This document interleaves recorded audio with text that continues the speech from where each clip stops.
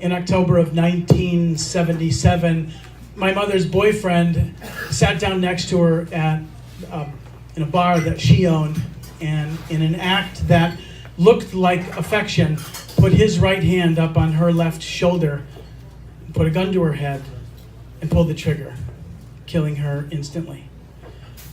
That event sent me down a path where my belief in God could best be described as agnostic at best. Truth is, I didn't believe. I couldn't believe. I couldn't believe that that kind of world existed, because God to me didn't represent kindness or compassion or understanding or friendship. In my world, I was woken at 3 o'clock in the morning by an aunt who lived an hour and a half away. And I was put in the back seat of a car, driven to my grandmother's house. And I was asked to sit tight for a second. And I could hear my grandmother's screams as she was told that her daughter had been killed. And in my world, my aunt knelt next to that back seat of the car and said, "I'm sorry, baby, Mama's gone." You can imagine my surprise when 30 years later, my 7-year-old daughter woke up in 2008 one Sunday morning at 9 o'clock and said, "Mom, Dad, I want to go to church." We didn't know how to explain to her that if Daddy stepped foot inside of a church after 30 years of bad-mouthing the man, he would probably get struck by lightning. So we put her off with a lie and said, "You know what, baby, it's too late. Church starts at 10, it's 9, we missed it." So the following week, she woke up at 7, like Christmas morning. "Mom, Dad, it's 7 o'clock, church starts at 10, we've got time." So we woke up, I ate breakfast, I put on my finest flame retardant outfit, and we walked down the 5 houses to get to the church that's at the corner of my street. And to my surprise, I was not struck by lightning. I was greeted with kindness and compassion and love by people who didn't know me. And I went in and I sat down and I listened to a preacher who I had never heard before, and he talked about love and acceptance. And I would later tell people, it was like you were in my house.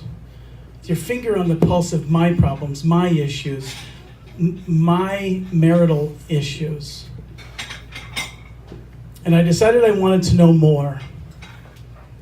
And we kept going to church, and I would eventually stand in front of my pastor and say 6 words that would change my life forever. And as it turns out, God was preparing for that particular moment for the last 30 years. Because what I didn't know, what I couldn't know, was that in September of 1977, a full month before my mother was killed, my pastor was a 17-year-old kid living a little bit on the wrong side of the tracks, maybe not paying attention to the things he should have, but he was chasing a girl. And the girl asked him to go to a Christian concert with him. And he said yes. And during a break in the concert, with the Eagles playing in the background, this pastor took a youth pastor aside and said, "I think I'd like to know more." And he ended up going to Bible college, becoming a pastor in Missouri, and taking over a small church in 1980. And he moved up to a larger church after that, and then eventually Indiana, and then California, and then 12 years in Alaska. And then he planted a church in Riverside, and then God called him to a little church at the corner of my street. And after 30 years experience of dealing with idiots like me, with broken beliefs, he was in the perfect position to hear me say, "Pastor, I don't know how to pray." There's a line in that Eagles song that he was listening to when he gave his life to Christ that resonates within me really strongly. Don Henley sings, "You better let somebody love you before it's too late."